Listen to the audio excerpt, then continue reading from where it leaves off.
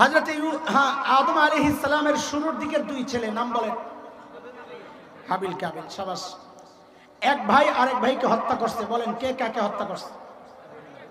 কাবিল হাবিলকে হত্যা করছে। মাশাআল্লাহ। এই কাবিল হাবিলকে হত্যা করার আগে দুই ভাইয়ের মধ্যে কিছু কথাবার্তা হয়েছিল। কোরআন আল কারীমের মধ্যে আল্লাহ তাআলা ওই কথাবার্তাগুলো তুলে ধরেছেন সূরা মায়েদার মধ্যে।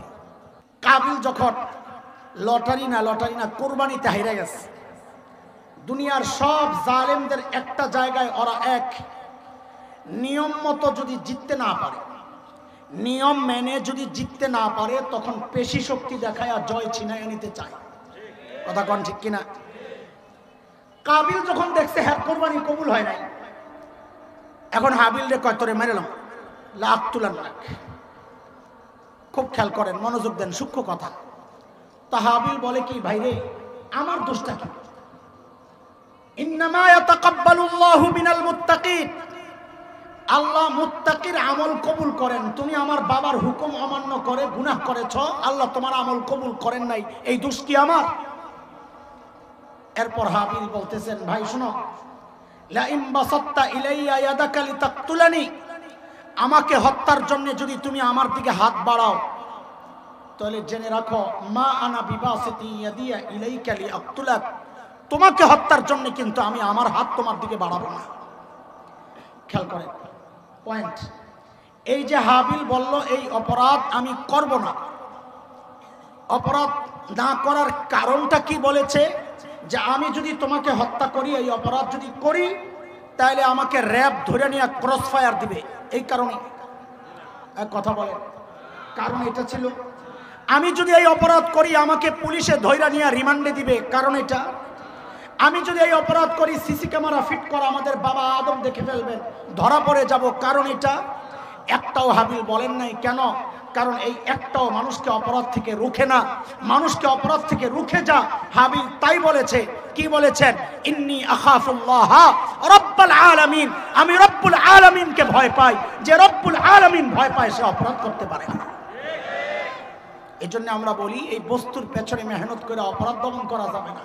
অপরাধ দমন করতে হলে মানুষের কলবের পেছনে মেহনত করতে হবে, যা আলেমরা করে যাচ্ছেন আলহামদুলিল্লাহ। 2 নম্বর দলিল, বস্তু মানুষকে অপরাধ থেকে রুখে না, এর সমাজ বাস্তবতা একটা দলিল শোনেন। সচেতনরা এই জায়গায় আমার সাথে একটু জবাব টবাব দিয়েন। বলেন ধর্ষণ একটা নরমাল অপরাধ না ভয়ঙ্কর অপরাধ? কত ভয়ঙ্কর? জোরে কর। এটা কি বাংলাদেশে না সারা দুনিয়ায়? সাবাস সাবাস। এটা কি বাংলাদেশে না সারা দুনিয়ায়? বস্তু, প্রযুক্তি, অস্ত্র বাহিনী এগুলা যদি মানুষকে অপরাধ থেকে রুখত, তাহলে সারা দুনিয়ায় ধর্ষণের মতো অপরাধটা ওই সমস্ত রাষ্ট্রে সবচেয়ে কম হইতো যারা প্রযুক্তিতে আগায়। কথা ঠিক? অথচ বাস্তবতা কি? গত কয়েক বছর আগে জাতিসংঘ সারা দুনিয়ায় একটা জরিপ চালাইছে। বলেন তো জরিপটা কারা চালাইছে? আমি বারবার একটা নাম বলবো, আপনারা খালি বলবেন না না জাতিসংঘ, মনে থাকবে। জরিপ চালাইছে হাটহাজারী মাদ্রাসা। জোরে কর। জরিপ চালাইছে কাকরাইল মসজিদ। জরিপ চালাইছে দেওবন্দ মাদ্রাসা। জরিপ চালাইছে আমাদের আল্লামা মাহমুদুল হাসান। কে কে? কেন এটা বারবার বের করলাম? ফলাফল শুই না যেন কেউ মনে না করে এটা মোল্লাদের বানানো ফলাফল। না না, এটা জাতিসংঘের জরিপের ফলাফল। কি সেটা? যে সারা দুনিয়ায় সবচেয়ে বেশি ধর্ষণ কোন সমস্ত রাষ্ট্রে। এরা সারা দুনিয়ায় জরিপ চালাইয়া 10টা রাষ্ট্রের নাম ঘোষণা করছে যে এই কুকামে, এই কুকর্মে, এই আকামে সবচেয়ে সেরা এই 10 দেশ। এর মধ্যে 1 নম্বর পজিশনটা দখল করছে সব আকামের হেডমাস্টার আমেরিকা। বলে বলে কোন দেশ? ধর্ষণে সারা বিশ্বের শীর্ষ দেশ কোনটা? এই জরিপ ফলাফল কাদের? কথা না বললে তো কথা বলা যাবে না। কাদের?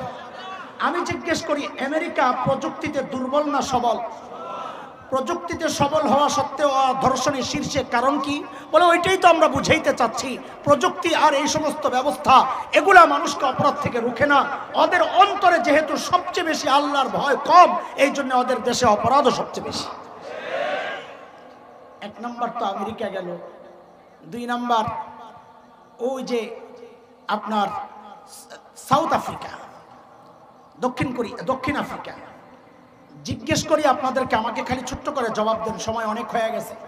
প্রযুক্তিতে ওরা দুর্বল না সবল? 3 নাম্বার ইউরোপের এক দেশ সুইডেন, বলেন প্রযুক্তিতে সবল না শক্তিশালী? দুর্বল না শক্তিশালী? 4 নম্বরের নামটা শুনলে তো আবার অনেকের খারাপ লাগতে পারে। আপনাকে দাদারা কারা? জোরে ক। ইন্ডিয়া। আরে অন্যদের ধর্ষণের রিপোর্টে দেখা হয়েছে রুচির ব্যাপারটা বাড়াস, কিন্তু ভারতীয়দের আফসোসের কথা, ওদের রুচির মধ্যেও দুর্ভিক্ষ দেখা দিচ্ছে। কেন? কারণ বিদেশ থেকে আসছে 65+ বুড়িও ধর্ষণের শিকার হচ্ছে। যেই দেশে 65+, উপরে বয়স বুড়িও ধর্ষণের শিকার হয়, ওদের রুচি নিয়ে প্রশ্ন আমরা করতেই পারি। কথা কোন ঠিক কিনা? কিন্তু আফসোস কখন লাগে জানেন? মিজাজটা কখন বিগড়ায় জানেন? যখন দেখি ওই ভারতীয়দের পাঁচটা এদেশীয় গোলামরা ওলামায়ে কেরামকে নারীর অধিকার, নারীর স্বাধীনতা নিয়ে খোঁচা দেয়, কটাক্ষ করে, তুচ্ছ তাচ্ছিল্য করে, তখন মনটা চায় জুতার মধ্যে ময়লা লাগাইয়া, তাও কালো ময়লা না হলুদ ময়লা লাগাইয়া ওদের চেহারা বরাবর মারতে। কথা কোন ঠিক কিনা? আমাদের কথা, আমাদেরকে নারীর স্বাধীনতার অধিকার নিয়ে সবক দেওয়া লাগবে না। ইসলাম নারীকে যে অধিকার আর স্বাধীনতা দিয়েছে, দুনিয়ার কোন ধর্ম নারীকে সেই মর্যাদা দেয় নাই। কথা কোন ঠিক কিনা? ওরা আসলে নারীর স্বাধীনতার নামে নারীকে উলঙ্গ করে রাস্তায় বের করে ভোগ করতে চায়। ইমানদাররা যতদিন আছে এই দেশের এই পরিবেশ করতে দেওয়া হবে না ইনশাআল্লাহ, হবে না ইনশাআল্লাহ।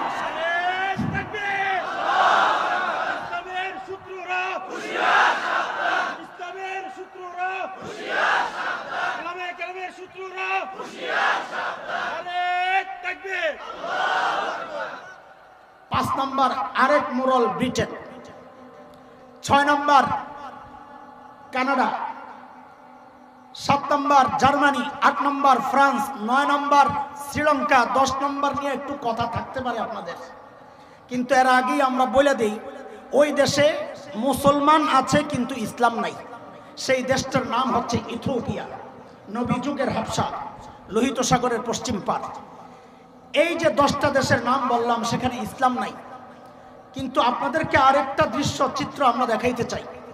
সেটা হচ্ছে ব্রিটেনের এক ট্যুর কোম্পানি যারা মানুষকে ভ্রমণ করায় অর্থের বিনিময়ে, নাম হচ্ছে ইনশিওর মাই ট্রিপ। ওরা ওদের ব্যবসায়িক পলিসির অংশ হিসাবে সারা দুনিয়ায় জরিপ চালাইছে যে কোন সমস্ত শহরে নারীরা সবচেয়ে নিরাপদে ভ্রমণ করতে পারে। ওরা সারা দুনিয়ায় জরিপ চালায়া ফলাফল ঘোষণা করেছে কি, সারা দুনিয়ায় নারীরা সবচেয়ে নিরাপদ ভ্রমণ করতে পারে যেই শহর, সেই শহরের নাম হচ্ছে মদিনাতুর রাসূল সাল্লাল্লাহু আলাইহি ওয়াসাল্লাম। ইসলাম সেখানে পুরোপুরি আছে তাও আমরা বলি না, যাই আছে অতটুকুর বরকত হচ্ছে এটা। আর যদি পুরোপুরি থাকতো অপরাধ শূন্যের কোঠায় নেমে আসতো। কথা বল ঠিক কিনা? আজকে এটাই আমাদের আপত্তির জায়গা। আজকে নারীবাদীরা ইসলাম বিদ্বেষী, আসলে এগুলো সবগুলো হচ্ছে ইসলাম বিদ্বেষী। এই নারীর অধিকারের নামে, নারীর স্বাধীনতার নামে যে সমস্ত প্রোপাগান্ডা ওরা করে যাচ্ছে আর পরিকল্পনা হাতে নিচ্ছে, ওলামায়ে কেরামের বক্তব্যকে এদিক ওদিক করে আমরা দেখেছি। আজীবন ওরা মৃত্যুর আগ পর্যন্ত ওরা আল্লামা আহমদ শফি নওয়ারাল্লাহু মারকাদাহুকে তেতুল হুজুর বলে বলে খোঁচাইছিল। কিন্তু যখন মেডিকেলের পেছনে ট্রাঙ্কের ভিতরে, ট্রাঙ্ক চিনেন? ট্রাঙ্ক কি বলে? ট্রাঙ্কের ভিতরে মেডিকেলের পেছনে ছোট্ট ছোট্ট বাচ্চাদের লাশ, ট্রাঙ্ক বোঝাই ছোট্ট ছোট্ট বাচ্চা, অবৈধ সম্পর্কের ফসল এগুলা। তখন আমি জিদ্দে মসজিদের মধ্যেই বলেছি, তেতুল হুজুর বলে আমাদের ওস্তাদকে শায়েখকে খোঁচাইলা, এখন ট্রাঙ্কের ভেতরে এই তেতুলের বিসি আইলো কোথেকে? এই তেতুল খাইছে কি? হ্যাঁ, অবৈধ সম্পর্ক করার জন্য, মেয়েদেরকে ভোগ করার জন্য তাদের আর বিকল্প কোনো রাস্তা নয়, রাস্তা একটাই, ইসলামপন্থীদেরকে প্রতিরোধ করো, মোল্লা মুন্সিদেরকে প্রতিরোধ করো, মামুনুল হকদের মতো প্রতিবাদীদেরকে জেলখানা আটকায় রাখো। মনে রাখো, শাস্তির চূড়ান্ত তোমরা দিতে পারবা, ফাঁসির কাস্টে ঝুলাতে পারবা, কিন্তু মুসলমান রক্ত দিতে জানে। ঈমান রক্ষার জন্য যদি জীবন দিতে হয়, রক্ত দিতে হয়, লাখো যুবক প্রস্তুত আছে, প্রস্তুত আছে, প্রস্তুত আছে। ইসলামের শত্রুরা জিহাদ জিহাদ জিহাদ চাই, উমরের তলোয়ার তাকবীর। মুহতারাম হাজরিন, মৌলিক ভুল কয়টা তাড়াতাড়ি কর। 1 নাম্বার টার্গেটের ভুল। টার্গেট বানানোর কথা ছিল, আমরা প্রায় সবাই বানাইছি। 2 নাম্বার মৌলিক ভুল, মেহনতের ভুল। মেহনত করার কথা, কলবে মেহনত করতেছি, মাশাআল্লাহ। 3 নাম্বার মৌলিক ভুলটা বলি, আমি ছেড়ে দেব, কাজে পেরেশানির কিছু নাই। একটু ওইটা বুঝার আগে আমার সাথে কিছু কথাবার্তা বলেন। বলেন, আমার টুপিটা লাল না কালা? ও, তা আপনার চোখ তো ঠিক আছে, মাশাআল্লাহ। আচ্ছা, আমারটা একটু পরীক্ষা করেন চোখ। এই যে এখানে অরেঞ্জ কালারের এক ভাই, তার গলার কালারটা কালো। কেউ ভাই ঠিক আছে নি? আমার চোখ ঠিক আছে নি? কথা কয় না। ওই যে আকাশি কালারের এক জামা পড়ছে আমার এক মাদ্রাসার ছাত্র, হাতের মধ্যে একটা ঘড়িও আছে। তুই মাথা লুকাস কেন? তাহলে আমি কারে দেখাম? ঠিক আছে নি? আমার চোখ ঠিক আছে, মাশাআল্লাহ। ওই যে আরেক ভাই মিষ্টি কালারের পাঞ্জাবি পরে পায়ের উপর পাও তুলে বয়ে রয়েছে, পাও সরাই না, তাহলে আমি দেখামু কেন? ঠিক আছে নি আমার চোখ? আচ্ছা, এবার বলেন, আমরা আমাদের বাহ্যিক সব দেখতেছি, তাই না? আপনারা আমার সব দেখতেছেন না? আমিও কি আপনাদের দেখতেছি না? দেখি নাই। কিন্তু আমি আজকে কি আমল করছি আপনারা জানেন? আপনারা কি আমল করছেন আমি জানি। আমার দিলের খবর আপনারা জানেন, আপনাদের দিলের খবর আমি জানি। এটা জানেন কি? আল্লাহ তাআলা, আল্লাহর রাসূল বলেন সাল্লাল্লাহু আলাইহি ওয়াসাল্লাম, ইন্নাল্লাহা লা ইয়ানজুরু ইলা সুওয়ারিকুম ওয়া ইলা আমওয়ালিকুম ওয়ালাকিন ইয়ানজুরু ইলা কুলুবিকুম ওয়া আ'মালিকুম। আল্লাহর নবী বলেন, আল্লাহ তাআলা তোমার সূরতের দিকে দেখবেন না, চেহারা কেমন, পোশাক কেমন, এটা আল্লাহ দেখেন না। আল্লাহ তোমার মালের দিকে দেখেন না, আল্লাহ দেখেন তোমার কলবের দিকে আর তোমার আমলের দিকে। কলবের কি অবস্থা, আমলের কি অবস্থা। তো বলেন, বাহ্যিক দেখে মাখলুক, আমি যা বলি শিখাইয়া দিচ্ছি, আমার সাথে সাথে ওইটাই বলেন, তো আপনাদের মুখস্থ রাখতে সুবিধা হবে। বলেন, আমাদের বাহ্যিক দেখে মাখলুক। বলেন বলেন, সবাই বলেন, বাহ্যিক দেখে কে? বাহ্যিক দেখে কে? আমাদের কলব আর আমল দেখেন খালেক। বলেন খালেক, আমি যা বলি তা বলেন। ভিতর দেখেন কে? বাহির দেখে কে? মাখলুক। বলেন, বাহির দেখে কে? ভেতর দেখেন কে? আবার বলেন, ভেতর দেখেন কে? বাহির দেখে কে? আমাদের মৌলিক ভুলটা বুঝেন। আমাদের প্রায় সবার মৌলিক ভুল এটা, যেই বাহ্যিকটা দেখে মাখলুক, আমরা প্রায় সবাই সেই বাহ্যিক সাজাইতে ব্যস্ত। যেই ভেতর দেখেন খালেক, সেই ভেতর নাপাক নাপাকি থেকে যায়, আমল নষ্ট নষ্টই থেকে যায়। এটাকে ঠিক করার জন্য কারো কোনো মাথা ব্যথা নাই। আরে নিজেকে মাঝে মধ্যে ধিক্কার দিয়ে আমি নিজেকেই বলি, আরে জালিম, তোর কাছে তো তোর কলবের চেয়ে তোর জুতার মূল্য বেশি। জুতায় ময়লা লাগলে ধোয়ার জন্য অস্থির হয়ে যাও, অথচ গুনাহ করতে করতে কলবটা ময়লা হয়ে গেছে। একটু তওবা করে চোখের পানি ফেলাইয়া কলবটাকে ধোয়ার সময় তোমার হাতে নাই। কথা ঠিক কিনা বলেন? এই ভুলে আমরা সবাই আছি কিনা?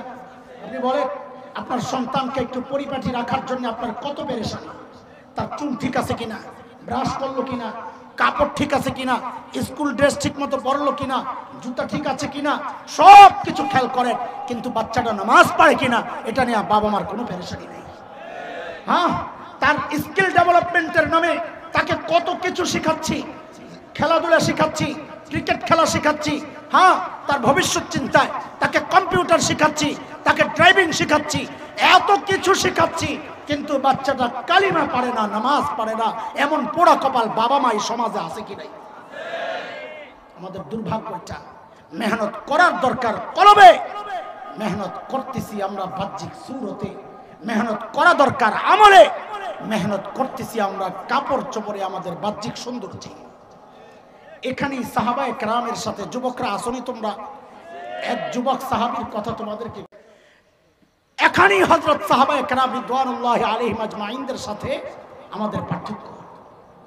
আল্লাহর নবীর এক সাহাবীর কথা আপনাদেরকে শোনাই, শেষ, এটাই আমার কথা শেষ।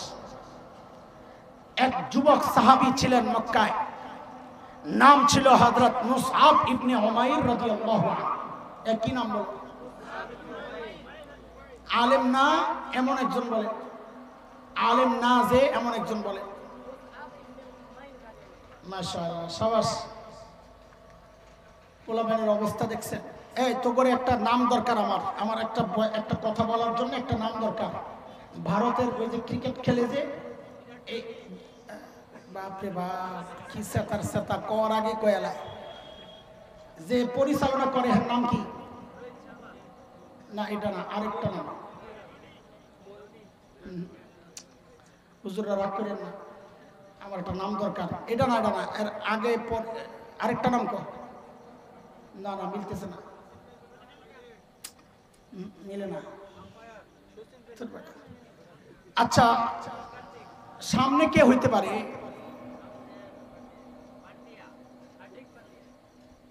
কি বুঝলেন কি?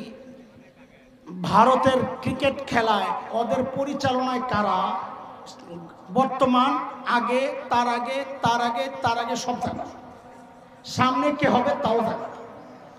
আপনি যদি জিজ্ঞেস করেন এগুলোকে কার কার প্রীত আছে, হেডাও জানে। আমরা কত অ্যাডভান্স, হ্যাঁ? অথচ পোড়া কপাল গুলা যেই সাহাবীর রক্তের পিচ্ছিল রাস্তা দিয়া এই দিন পাইছে, ওই পোড়া কপাল সাহাবীর নাম জানে। দুঃখ কাকে বলবো?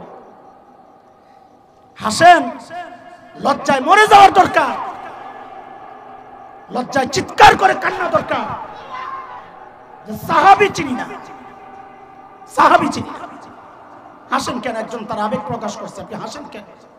আপনাকে আল্লাহ ওই দিল দেয় নাই, তার কলিজায় যে আঘাত লাগছে ওই আঘাত আপনার কলিজায় লাগে না। আপনার তো লজ্জা পাওয়ার কথা তার চিৎকার শুনে, আপনি হাসেন কেন? দিল কত মরাম হচ্ছে আর কত পচা পড়ছে, খেয়াল করতেছে? আরেকজনের দিলের আকুতি দেখেও আমার হাসি আসে। আমি কতটা নষ্ট হয়ে গেছি। লা হাওলা ওয়ালা কুওয়াতা ইল্লা বিল্লাহিল আলিয়্যিল আযীম। হযরত মুসআব ইবনে উমাইরকে বলা হয়তো ফাতা মক্কা, হিরো অফ মক্কা। বলো কি বলতো? মক্কার হিরো, মক্কার সবচাইতে সুন্দর পুরুষ। আরে মানুষের সৌন্দর্যের জন্য তিনটা মৌলিক বিষয় লাগে। এক হচ্ছে ধনী, টাকা আছে, দামি জামা কাপড় পরে তো সুন্দর লাগে। আরেক হচ্ছে চেহারা সুন্দর, যেটা পরে হেঁটেই সুন্দর লাগে। আরেক হচ্ছে রুচি ভালো, পছন্দ করে নিজের শরীরের সাথে মিল রেখে পোশাক পরতে পারে। হযরত মুসআবের মধ্যে তিনটার সমন্বয় ছিল। টাকা পয়সাও ছিল, বাবা মার আদরে আহলাদে ধনী বাবা মার সন্তান, আবার চেহারাও সুন্দর ছিল, রুচিও সুন্দর ছিল।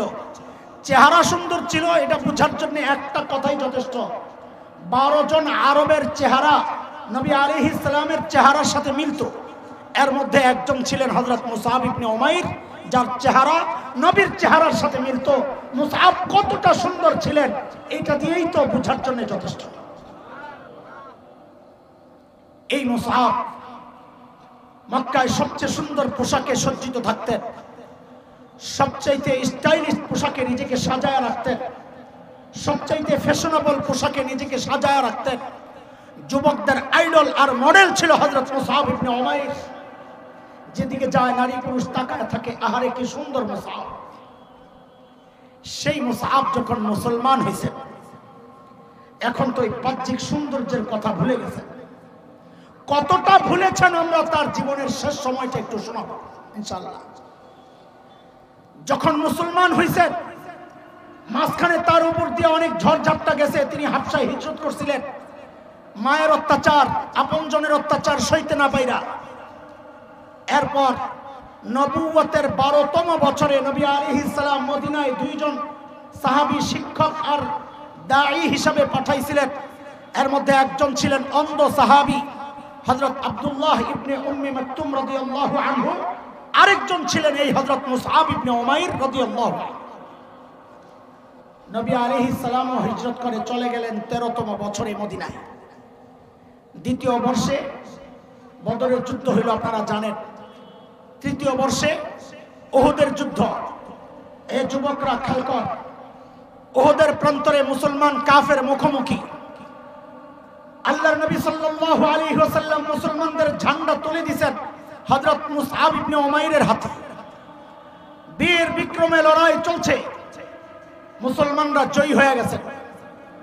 কিন্তু বীর সেনানী কাফেরদের পক্ষে লড়াই করতে আসা হযরত খালিদ ইবনে ওয়ালিদের চৌকস নেতৃত্বের কারণে, বুদ্ধিমত্তার কারণে, আমি বলবো না সাহাবীদের ভুলের কারণে, কৌশলগত কারণে আমি এটা এড়ায় গেলাম, আমি বরং বলবো হযরত খালিদ ইবনে ওয়ালিদের চৌকস নেতৃত্বের বুদ্ধিমত্তার কারণে জয় হওয়া যুদ্ধ হঠাৎ পরিবেশ পরিস্থিতি পাল্টায়া মুসলমানরা পরাজিত হয়ে পুরা উহুদের মাঠ রক্তে লাল। চারদিকে রক্ত আর রক্ত, লাশ আর লাশ। এত লাশ কোনোদিন মুসলমান দেখে নাই। ইসলামের এই 16 বছরের ইতিহাস উহুদের মাঠ পর্যন্ত এত লাশ পড়ে নাই সব মিলাইও। আরে বদরের যুদ্ধ এত কঠিন যুদ্ধ, সেখানে তো মুসলমান শহীদ হয়েছে মাত্র 14 জন। 8 জন আনসার, 6 জন মুহাজির, মাত্র 14 জন শাহাদাত বরণ করেছেন বদরের যুদ্ধে।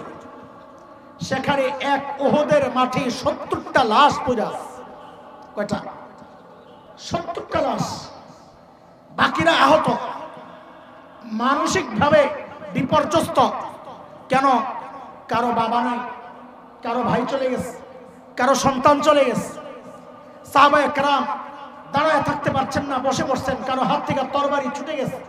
হযরত উসমানের মতো মানুষ তরবারি ফালাইয়া মদিনার দিকে হাঁটা দিচ্ছে। কোন কোন ঐতিহাসিক বিপর্যস্ত হওয়ার কারণ তো বলেছেন এত লাশ আর রক্ত দেখা নিজেদের আপনজন হারায়া নিজেরা আহত এই জন্যে। কিন্তু আমি বলি কি, এই সাহাবীদেরকে আমি যতটা চিনেছি, আমার কাছে মনে হয় সাহাবীরা মনোবল হারানোর কারণ একটাও না, বরং মূল কারণ হচ্ছে ওরা যখন এসে দেখেছেন আহারে প্রিয় হাবিব সাল্লাল্লাহু আলাইহি ওয়াসাল্লামের চেহারাটা রক্তে লাল। পাগলরা এই দৃশ্য দেখে তো সইতে পারে না। উতবাহ ইবনে আবি ওয়াক্কাস, হযরত সাদ ইবনে আবি ওয়াক্কাসের ভাই রাদিয়াল্লাহু আনহু, আপন ভাই মুসলমান। আর উতবাহ ইবনে আবি ওয়াক্কাস সুযোগ পায় একটা পাথর নবী আলাইহিস সালামের ঠিক চেহারা বরাবর, ঠিক এই জায়গায় যায় আঘাত করছে। আমার আঙ্গুলটা যেখানে, এখানে এখানে যায় আঘাত করছে। নবী আলাইহিস সালামের 2 ঠোঁট ফেটে এই দাঁতটা ভেঙে পড়ে গেছে। কোন দাঁত? রবাইয়া আল ইউমনা আস-সুফলা। মুহাদ্দিসরা সবরা জানেন, নিচের যে 2 দাঁত, নিচের 2 দাঁত, মাঝখানের নিচের 2 দাঁতের ঠিক ডান দাঁতটা, 2 দাঁতের ডান পাশের দাঁতটা ভেঙে পড়ে গেছে। আরেক নরাধম আব্দুল্লাহ ইবনে কিম্মা, সে চেহারা বরাবর এমন এক পাথর মেরেছে নবী আলাইহিস সালামের ঠিক এই বরাবর, হেলমেটের যেই অংশটা চেহারাকে ঢাকে ওইটা ভেতরে ঢুকে গেল, গড়গড়ায়া চপচপ করে রক্ত পড়া শুরু হয়েছে।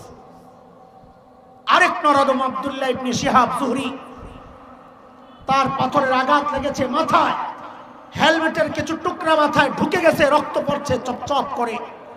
আর এই হাদিস যখন আমরা 2 নম্বর আশেকরা পড়াই তখনই তো চোখের পানি ধরে রাখতে পারি না।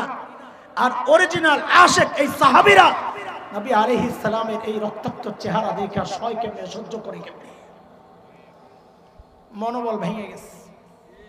আল্লাহর হাবিব বললেন লাশগুলা জমা করো। লাশ গয়না দেখে 70টা। কয়টা? এত লাশ দাফন করার মতো মানসিক অবস্থা, শারীরিক সক্ষমতা সাহাবীদের নাই। নবী আলাইহিস সালাম একটু সহজ করলেন। কি করলেন? যে একটা কাজ করো, এক কবরে 2 জনকে দাফন করো। কয়জন? হ্যাঁ, এতটুকু খেয়াল রাখো, কাকে আগে দিবা? যার সম্মান বেশি। বলেন কাকে আগে দিবে? কার সম্মান বেশি? বলে যার কাছে কোরআন আছে বেশি, যার কাছে। আর বাদাইমারা কয় কোরআনের হাফেজের বলে কোনো দাম নাই। বাদাম্মা করেছিলেন তো না? নোয়াখালীর বাদাম্মারা কয় কোরআনের হাফেজের কোন, অথচ ওহুদের মাঠে আল্লাহর নবী কাকে আগে ঢুকাইতে বলছে? যার কাছে কোরআন বেশি তাকে আগে ঢুকাইতে বলছে। 70টা লাশ দাফন করবে এক কবরে 2 জন। আমি যে রিওয়ায়াত শুনাইতেছি আপনাদেরকে বুখারীতে আসছে, 2 জন সাহাবী বর্ণনা করেছেন।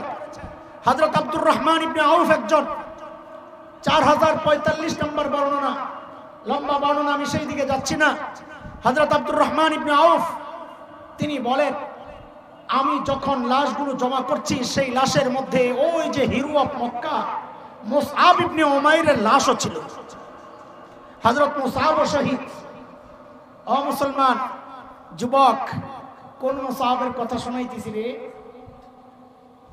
মক্কার হিরো। বলেন কোন মুসআব? যিনি সবচাইতে সুন্দর পোশাকে সজ্জিত থাকতেন, সেই মুসআব মনে আছে তো? হযরত আব্দুর রহমান ইবনে আউফ বলেন, মুসআবের লাশটা যখন আনছি এখন বেকায়দায় পড়ে গেছে। কেন? কারণ শহীদকে দাফন কাফনের কিছু ব্যতিক্রম সিস্টেম আছে, জানেননি আপনারা? এক ব্যতিক্রম সিস্টেম হলো শহীদকে দাফন করতে হয় গোসল ছাড়া। জানেন? গোসল দিতে হয় না, জানেন? যেই কাপড়ে শহীদ হয়েছে ওই রক্তাক্ত কাপড় দিয়েই কাফন দিতে হয়, জানেন কেন? কারণ হাসরের মাঠে বান্দা যেই অবস্থায় মৃত্যুবরণ করে ওই অবস্থায় উঠবে।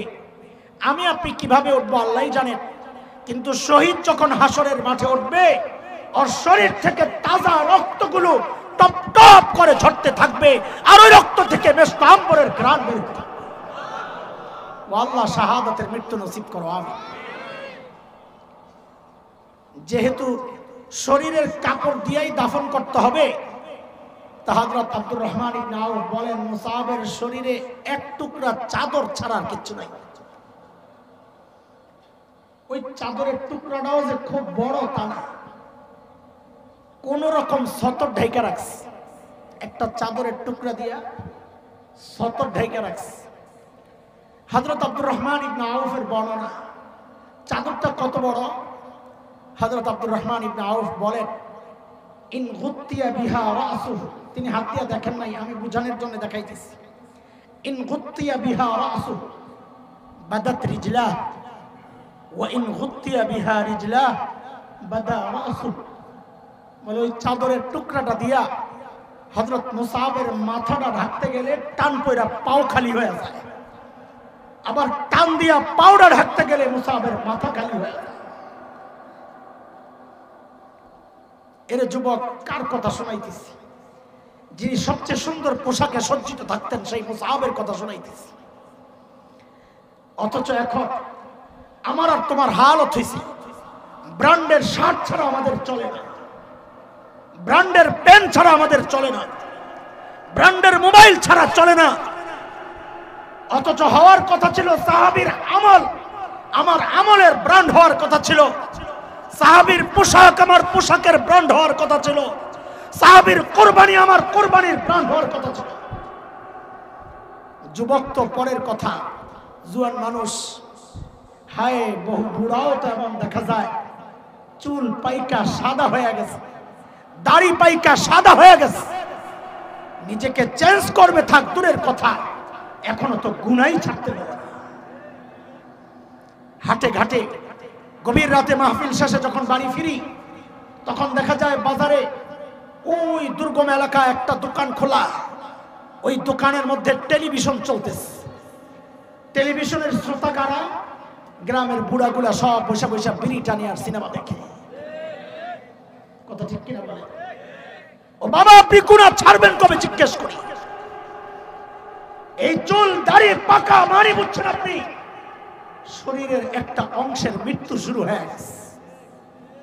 এর যুবক, তোরা আবার এমনটা ভাবিস না আল্লাহ তোদেরকেও দাড়ি পাকা পর্যন্ত সময় দিবেন, চুল পাকা পর্যন্ত সময় দিবেন না রে বাপ, না না। কে জানে কার ডাক কখন চলে আসে? আরে কে জানে এই মজলিসে এমন কেউ থাকতে পারে যার খবর নাই, ও বসে আছে এখানে কিন্তু তার কাফনের কাপড়টা চলে আসছে দোকানে।